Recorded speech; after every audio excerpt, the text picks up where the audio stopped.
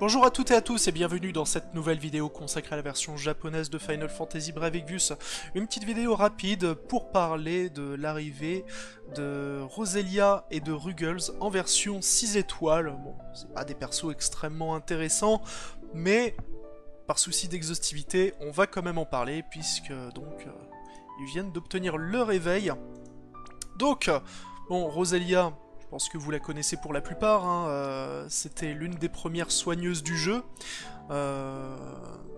D'ailleurs, au début, on pouvait la considérer comme la meilleure soigneuse, ça a depuis énormément changé. Sur la version globale, il y a d'ailleurs une version de Noël de Roselia qui est sortie, qui elle possède une 6ème étoile, mais donc sur la version japonaise, ce personnage n'existe pas, et on était cantonné à une version 5 étoiles de la Roselia classique. Donc avec sa 6ème étoile, qu'est-ce qu'elle récupère? Alors, bon déjà, ça va être vite fait. Au niveau de ses magies, elle ne récupère rien du tout. Le personnage reste tel quel. Elle avait déjà de base un assez bon panel de sorts. Elle pouvait soigner la plupart des altérations d'état. Elle avait Kuraja. Mais par contre, elle n'avait pas de sort de résurrection. Donc ça n'a pas vraiment changé, même si on va voir que ce n'est pas tout à fait vrai. Mais pour le coup, non, sa 6ème étoile se concentre principalement sur toutes ses capacités spéciales.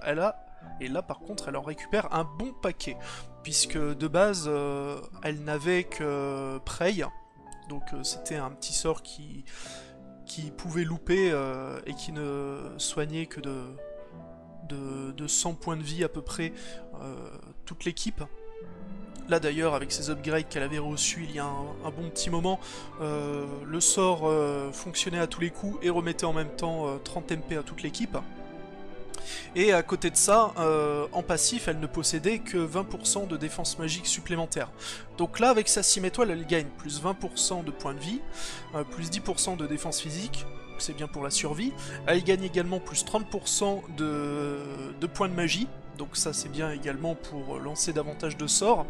Elle gagne une immunité au silence, à la paralysie et à la confusion, ce à quoi on peut ajouter que cette capacité est également upgradable pour lui donner à terme un auto-refresh, donc c'est toujours sympathique.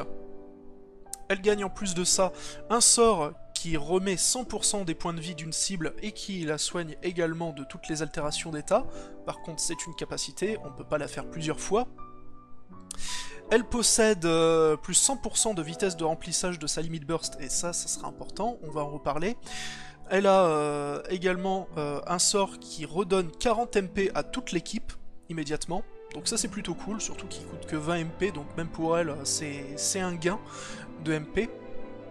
Là, aussi, une autre capacité intéressante, c'est un sort qui, lorsqu'elle le lance, va mettre l'équivalent plus ou moins d'un Kuraja sur toute l'équipe durant 3 tours, et qui fait un méga phénix. Donc ressuscite tout le monde avec 100% de leur point de vie. La contrepartie, c'est que Roselia se sacrifie en lançant cette capacité. Cependant, et ça c'est exactement la même chose qu'avec l'une des capacités de la 6ème étoile de Zidane, si on lance au préalable un sort de mitigation de dégâts, eh bien Roselia survit avec l'équivalent en point de vie de la mitigation de dégâts que l'on a lancé. Donc, c'est une contrainte, mais suivant les personnages que l'on a dans notre équipe, ça peut être quand même réglo. Après voilà, enlever pas mal de points de vie à notre soigneur, ça reste toujours quelque chose d'un petit peu compliqué, mais elle possède aussi une dernière capacité avec sa 6ème étoile, et là par contre, c'est quelque chose d'inédit et assez intéressant. Roselia, avec sa 6ème étoile, est capable de lancer 3 magies blanches durant le même tour. Oui, 3 magies blanches. Et ça justifie du coup un peu l'absence de nouveaux sorts de magie blanche. Elle ne récupère pas des Una ou des Unaga ou de Kurada, donc une version plus puissante d'un soin, parce que voilà, avec 3 utilisations de magie blanche, elle peut répartir les soins d'altération d'état un peu comme elle veut avec tout ce qu'elle possède, parce que bon, la plupart du temps, tous les personnages ne se prennent pas 36 milliards d'altérations d'état au cours du même tour. Et il n'y a pas d'altération d'état, et ben elle peut faire par exemple 3 Kuraja en même temps, ce qui lui donne quand même une puissance de soin assez bonne. Et pour terminer, eh bien sa 6ème étoile transforme pas mal sa limite burst, puisque de base, enfin en 6 étoiles, c'était une limite burst qui se contentait de faire un sort de soin, on va dire, pas terrible, hein, c'était plus ou moins un cura, et qui soignait le poison, l'aveuglement, le sommeil, le silence, la paralysie et la confusion, donc l'équivalent d'un Izuna. Mais là, avec sa 6ème étoile, déjà la puissance du sort de soin augmente, ça fait, bon, pas encore tout à fait un Kuraja, mais c'est quand même un peu mieux. Ça soigne toutes les altérations d'état de l'ensemble de l'équipe. Ça fait en plus un sort de résurrection sur tout le monde. Par contre, c'est donc un sort de résurrection classique, c'est-à-dire 30% de points de vie restaurés lorsqu'on ressuscite une cible, et ça redonne également 20 MP à Roselia lorsqu'elle a sa limite burst. Et donc, comme c'est une limite burst, ça peut bien entendu être augmenté, et donc au niveau 25, la limite burst fait là quasiment la puissance d'un Kuraja, soigne toujours toutes les altérations d'état, ressuscite les alliés avec 54% de leur points de vie, et redonne 44 MP à Roselia.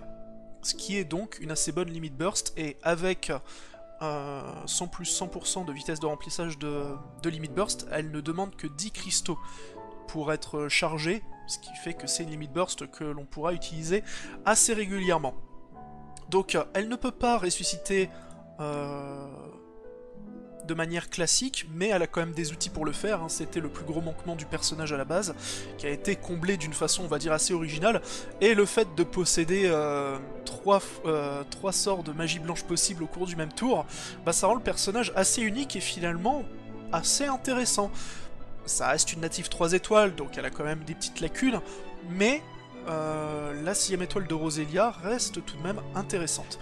Quant à Rugal, donc c'était un personnage natif 3 étoiles qui allait jusqu'à 5 étoiles, qui est arrivé en même temps que Lunella, Blanc et Elena, dans une bannière précédente.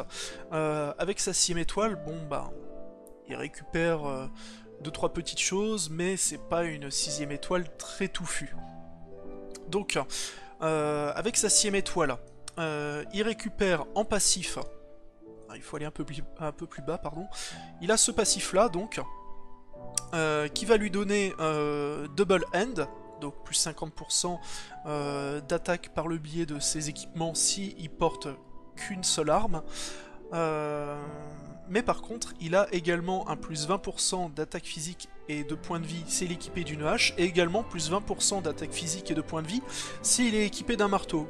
Donc le personnage, on peut le jouer soit en double end, soit en ambidextrie. En tout cas en ambidextrie, il a du coup un pool de points de vie assez énorme, puisqu'il a au total, en ambidextrie, plus 90% de points de vie.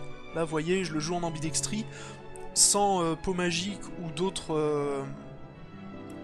boosts particuliers, il a quasiment 8000 points de vie, hein. C'est vraiment énorme, mais bon, le personnage c'est pas un tank, hein, donc finalement c'est le genre de choses dont on se moque un petit peu. Il gagne également en 6 étoiles un sort qui augmente de 70% la résistance à la terre pour toute l'équipe. Bon, c'est toujours ça de prix, hein, même si c'est pas non plus très fou.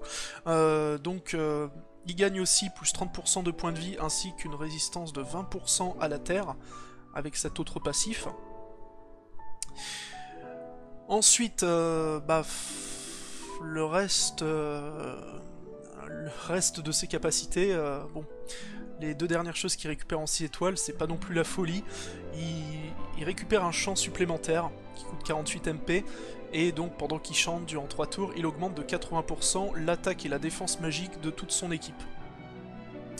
Mais bon, voilà, on préférera des buffs plus intéressants avec Ramza, Lunella, ce genre de personnages. Ça reste un petit peu moyen, et il n'y a aucune upgrade qui vient renforcer la puissance de ce champ, dommage. Et en dernière capacité, il gagne un debuff de moins 50% d'attaque physique. Le souci, c'est que c'est moins 50% d'attaque physique sur tout le monde, alliés compris. Donc c'est pas vraiment un bon debuff. Voilà donc pour les versions 6 étoiles de Rugal et de Roselia. On va quand même faire un petit tour rapide en combat pour montrer les personnages en action. Mais bon, vous avez déjà une idée de ce qu'ils sont capables de faire. On va pas prendre d'alliés pour nous accompagner.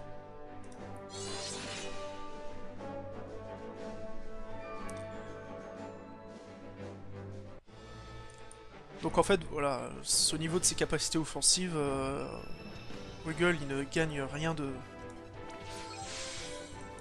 particulier, mais bon, on peut quand même tester à nouveau son debuff. Voilà, vous voyez que tout le monde s'est fait débuffer, même nos personnages, donc c'est un petit peu embêtant.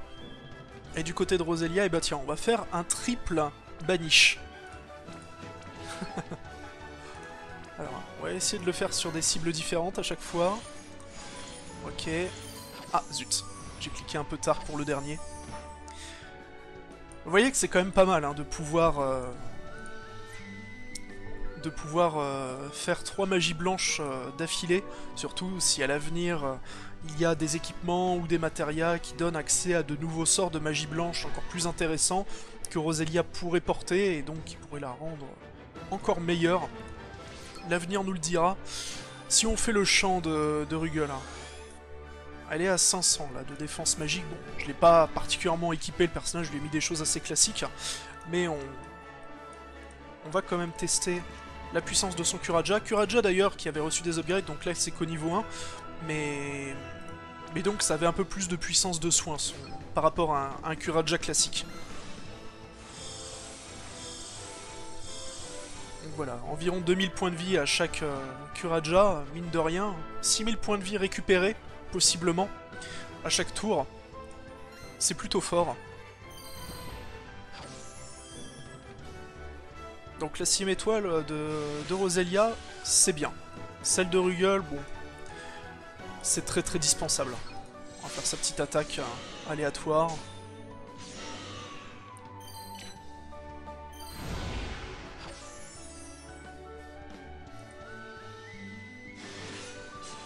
Et puis bon, même si elle va se sacrifier, on peut aussi essayer le sort de Roselia. Voilà, elle meurt, mais elle fait un méga phénix sur tout le monde. Et encore une fois, si on a mis un sort de mitigation de dégâts, au lieu de se sacrifier, le personnage survit avec un pourcentage de vie équivalent à la mitigation de dégâts que l'on a lancé. Donc voilà, il y a quand même des méthodes pour ne pas sacrifier notre soigneur. Et c'est bien en tout cas, hein. Lunella n'empêche, natif 3 étoiles, donc c'est un personnage que l'on peut choper assez régulièrement, qui pourra peut-être aider des gens qui n'ont pas nécessairement des soigneurs plus puissants. Surtout que les soigneurs les plus puissants, ce sont finalement soit des personnages que l'on ne peut plus pull, comme Tilis, soit des natifs 5 étoiles comme Ayaka, qui sont pas forcément très simples à avoir. D'autant plus que Rugal et Roselia, avec leur version 6 étoiles, reviennent en taux de drop augmenté dans la bannière actuelle. Bannière actuelle que je ne présenterai pas là tout de suite, vous allez devoir peut-être attendre 1 ou 2 jours, le temps que je monte au niveau 100 les nouveaux personnages, parce que voilà, j'ai malheureusement plus de pampas en stock, et dès la sortie de la mise à jour, je les ai dépensés pour monter au niveau 100 ces 2 personnages-là, que je n'utiliserai de toute manière pas. C'est un peu bête. En tout cas voilà, c'est tout pour cette vidéo, je vous fais des bisous moustachus et je vous souhaite bon jeu sur la version japonaise de Final Fantasy Brave Exvius.